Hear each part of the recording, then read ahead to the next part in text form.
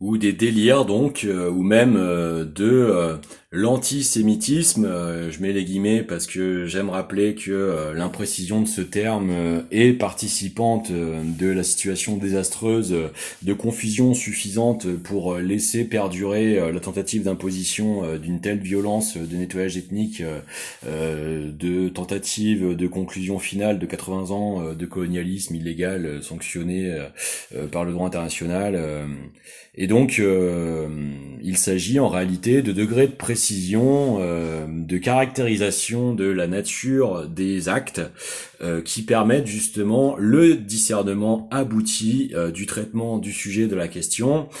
Et donc, relie aussi bien la véritable lutte humaniste de défense des droits fondamentaux inaliénables et compressibles des êtres humains face à la nature caractérisable des tentatives de déprédation leur étant adressées afin d'en constituer la précision judiciaire et pénale du mobile idéologique dans la définition précise du travail d'instruction à charge proportionnelle et probe de la réalité factuelle des intentionnalités, et que donc refuser de traiter ces questions participe justement de l'impossibilisation de l'établissement de la vérité stricte et aboutie, et donc permet de continuer, de prolonger partiellement le blanc-seing de la stratégie d'impunissabilité par l'alimentation du ressentiment de toute puissance perverse, de nécessité opérative d'imposition de cette stratégie, c'est pour ça qu'il faut le dire. Et donc n'est pas une critique de l'extrême droite pertinente, puisque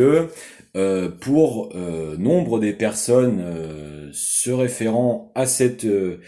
position pseudo-politique là,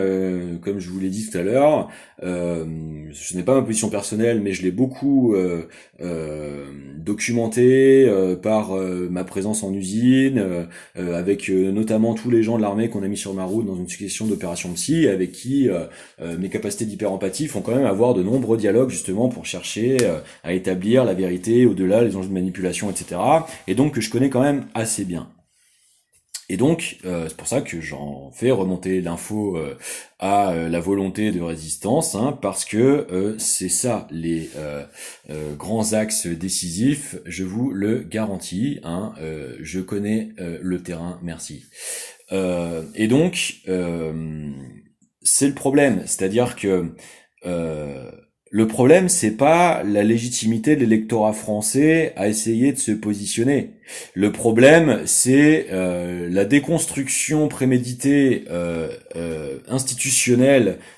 superstructurelle, systémique, qui tente d'en induire par tout moyen l'acculturation au profit de leurs mécènes, afin d'instruire l'interprolétarisme par désencapacitation, par décapacitation, par aporie perceptuelle, par influence psychocognitive et psychoaffective, et que c'est ça la véritable menace. Donc non, ce n'est pas l'extrême droite qui fait un lifting sémantique, c'est que l'incompétence de pertinence finale, analytique, critique aboutie est impossibilisée par un système de pression, de prédation, de censure, de chantage et de perversité, d'inversion accusatoire, de tentative de positionnement comme menace à l'ordre public et à l'intégrité et stabilité de la nation, alors que c'est un processus d'ouverture de boulevard à la pénétration coloniale des franges les plus fondamentalisées, suprémacistes de ces idéologies-là, tentant d'opérer sous couverture de judaïsme alors qu'il n'en est rien. On rappelle que les Hébreux juifs originels, donc palestiniens, les Yeshus, étaient largement opposés au projet d'implantation des premiers kibboutz et du congrès sioniste. Alors, qu'est-ce que, soi-disant, le judaïsme combattu par l'extrême droite que tenter de leur faire le procès de vouloir empêcher à la France d'être capturée par une frange idéologique apatride, diasporaïque, suprémaciste, coloniale, exterminatrice. Vous voyez que si on pousse le raisonnement jusqu'au bout du point de vue de la stricte rigueur analytique historique en faisant fi des essentialisations des pertinences unilatérales politiques, hein, la période de la guerre est une période complexe avec énormément de facteurs d'aliénation psychoticisante en jeu par le niveau d'intensité des menaces à la survie directe, et que donc faire une analyse peu aboutie a posteriori me semble méthodologiquement un angle particulièrement hasardeux, ne permettant pas en fait de favoriser la coagulation nécessaire à une articulation de la véritable défense humaniste internationaliste avec une forme de coagulation à la Sainte Alliance nationale transpartisane plus large, nécessaire à la reconstruction d'un appui politique de légitimité suffisamment pérenne, c'est vrai que pérenne ça se dit plus, pour justement l'évolution paradigmatique sociétale nécessaire à endiguer des décennies de destruction néolibérale de l'état ordo-socio-politico-économique et sociétal, de la situation de notre condition immédiate. Et donc, c'est en ça que je voulais amener ces exigences méthodologiques à ce que je viens de voir, parce que il est plus que temps de remettre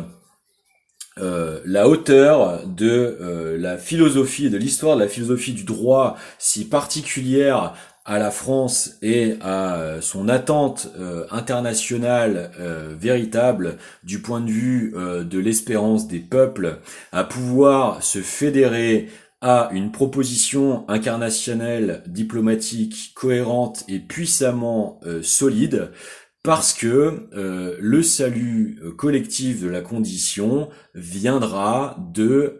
la clarté perceptuelle et non pas de forme d'opportunisme inabouti, même se voulant le meilleurement bien fondé du monde. Il s'agit de dire le véritablement juste et pas l'autoritaire approximatif, justement, précisément. Et donc, je pense que c'est tout à fait nécessaire, puisque vouloir traiter les symptômes et non pas les causes des causes historiographico-structurantes, c'est le problème du défaut d'analyse. C'est-à-dire que le problème n'est pas qu'un réseau social soit capturé, le problème est que l'histoire des cybernétiques est largement déployée par la capture à l'occasion de la justification du déclenchement de la Seconde Guerre mondiale par la presse de panique morale, de la recherche et développement par les puissances argentières qui, secrètement, se sont échappées, à l'organisation et à la fomentation de ces massacres de masse.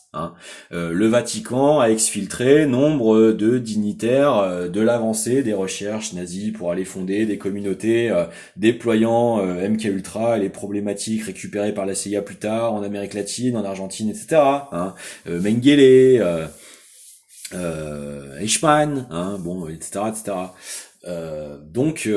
on a ces problèmes de porosité en fait des véritables commanditaires face à leurs sanctions par une justice véritablement opérée. C'est pareil avec le procès d'intention qui fait systématiquement à la Russie, ou l'absence de critique du bilan humain désastreux de la totalité des révolutions communistes en Eurasie Pacifique, qui pourtant sont émanés d'idéologues allemands. Donc faisons véritablement de l'histoire, soyons précis dans les exigences analytiques critiques et soyons soucieux de véritablement doter le commun des véritables enjeux finaux de perception afin de véritablement plébisciter un égalitarisme et une convergence consensuelle solide finale, afin d'être à la hauteur des défis, des nécessités organisationnelles stratégiques d'émancipation, afin de reconstruire la véritable opérativité décisive du rapport de force nécessaire à empêcher la tentative d'un nouveau massacre de masse au bénéfice du maintien de la situation privilégiée des grands possédants dominateurs orchestrateurs de ces violences, car c'est la réalité factuelle du réel. Voilà, j'espère que je suis pas trop dur, mais il est temps d'arrêter de véhiculer en fait du n'importe quoi, tout simplement parce que nous sommes les peuples et les territoires géographiques épicentriques des tentatives de déclenchement déjà à 2 reprises de ces échelles d'intensité de violence. Et qu'il est hors de question que cela passe encore une fois à travers nous et que donc il ne s'agit pas de simuler en fait, empêcher le faire. Il s'agit de le sublimer définitivement. Et que donc, ça ne se fera pas au mépris d'une analyse véritablement factuellement aboutie. Bonne journée.